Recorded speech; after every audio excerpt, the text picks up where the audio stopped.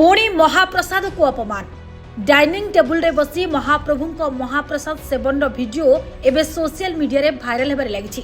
पुरीर एक होटेल रे बंगीय यात्री डाइनिंग टेबुल रे बसी महाप्रसाद सेवन करुवा घटना को नहीं जगन्नाथ प्रेमी को घोर आघात लगी।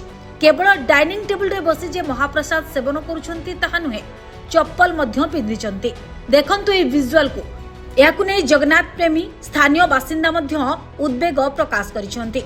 तेबे महाप्रभु महाप्रसाद काणीचाए प्राप्त हेले आत्मा तृप्ति मिलिथाए बोली विश्वास रही।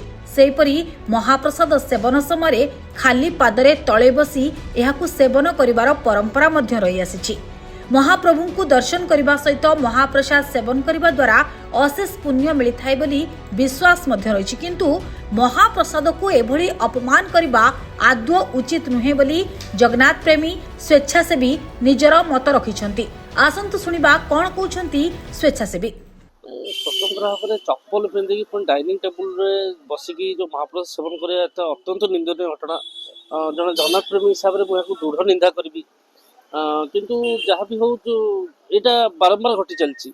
निकट अतीत आउ थे भी एमती एक विजुअल देखा मिलता जो कि चप्पल पिंधि डाइनिंग उपर बंगीय पर्यटक मैंने खाऊले।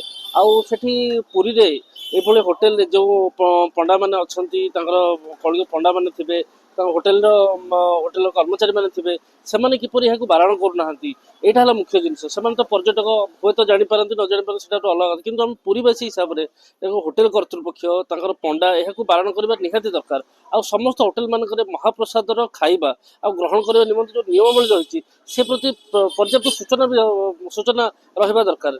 तो से यही सूचना जिते प्रचारित हम जिते प्रसारित हम आ पर्यटक मैंने बाह्य पर्यटक मैंने जो मैंने आसुच्च ए प्रति सचेतन हेबे। तो आम आड़ निहाती मुझे आम आड़ निहाती सचेतन होटेल कर्तृपक्ष केवल व्यवसाय पर ध्यान दौरान। किंतु जदि यार प्रसाद सेवन नियमावली उपरे प्रचार प्रसार करते सचेतन कराते भक्त मान पर्यटक मानू ताहले अत्यंत आनंद परिस्थिति होता। किंतु ये जो घटना घटी बारंबार घटवा द्वारा जगन्नाथंकर संस्कृति निहाती एक निंदनीय प्रभाव पड़े। हाँ निहाती रूप यहाँ देखा केवल उच्च शिक्षित मान जो मैंने जो पैसा अच्छे जो उच्च शिक्षित से जाणी शुणी ये माने महाप्रसाद भली एक पवित्र जिनस को हतादर कर निंदनीय घटना निहाती रूप।